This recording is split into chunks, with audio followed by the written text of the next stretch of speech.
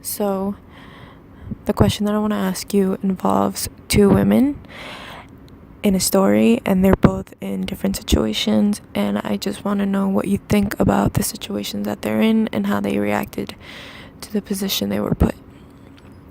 The first woman is the wife of a king in a kingdom that has been terrorized for 12 years by a monster.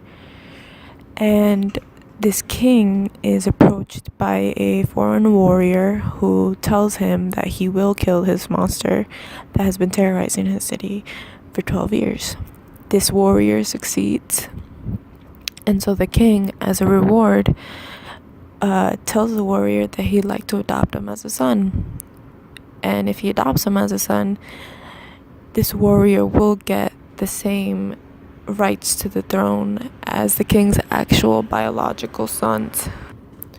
So then the queen inserts her political role by giving an 18-line speech to the king, basically advising him and telling him that he should beware of just giving the throne to a warrior, because he does have two actual biological sons to think about, and it seems unfair to just give it to this lead warrior who she may not know fully and who she may not trust fully. The second woman is the mother of the monster that had been terrorizing this kingdom for 12 years.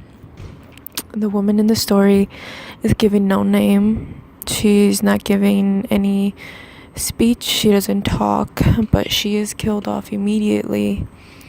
But before she's killed off, she avenges her son, or she tries to avenge her son, by killing one of the warriors, not the lead warrior, but killing one of the warriors that had helped in the killing of her son. Well, there are two positions. I think they're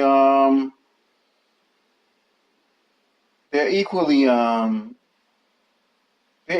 in their right to the decision that they came to.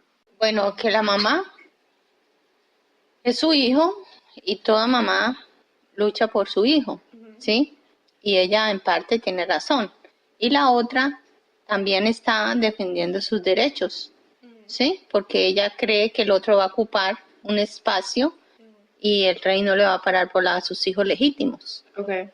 Eso yo pienso. Entonces, las dos tienen la razón. Están defendiendo a sus hijos. Okay.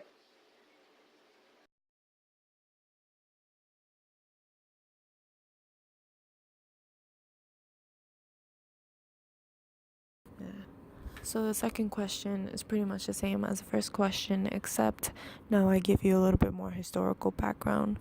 The story, which is actually a poem, is set in the Middle Ages, around 500, it's believed to have been written. And the story and the woman in this story may not have been valued as much as women are valued today.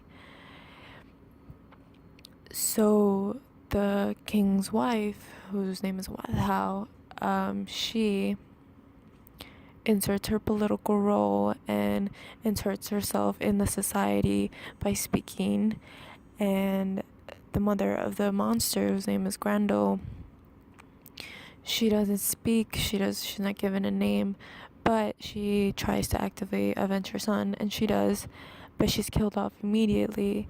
So like the first question, I want to know if maybe giving some context, knowing that women were viewed so much more differently back then, do you think the situations and how they reacted to their situations affect how you think about what they did?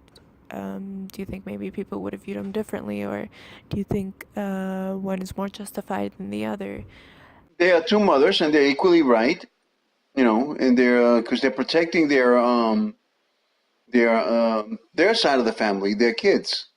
And the other one's not protecting. He's dead already, but she's defending her child. She's getting revenge for her child, and the other one is defending her child's rights. Bueno, porque tanto la una como la otra tienen sus derechos como mujer. Y si en el pasado no las valoraban, hoy en día sí las valoran. Sí. Entonces, yo creo que las dos tienen derecho a que se valoren como mujer Entonces y no como importa, persona. entonces No no importa importa, cualquier posición está bien. no, ni la posición de la reina ni la posición de la monstruo, porque tanto la una es mujer y la otra también es mujer y tienen derechos como mujer Okay. a defender sus derechos.